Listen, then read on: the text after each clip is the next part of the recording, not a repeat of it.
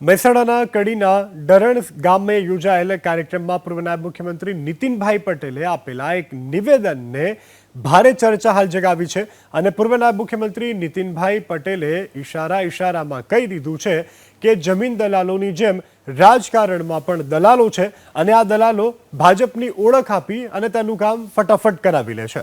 ભાજપનો કાર્યકર અને નેતા છું એવું કહી અને અધિકારીઓની સાથે ઓળખાણ બનાવે છે। ભાજપ સરકાર બહુ બધાને બહુ મોટા અને સુખી કર્યા છે।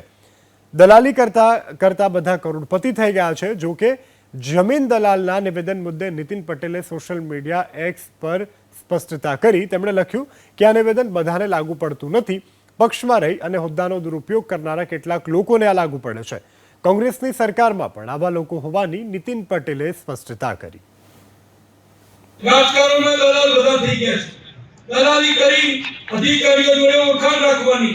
ભાજપનો હોદ્દેદાર છું, ભાજપનો કાર્યકર છું, નેતા છું, એટલે અધિકારીએ ફટાફટ કામ કરી આપે।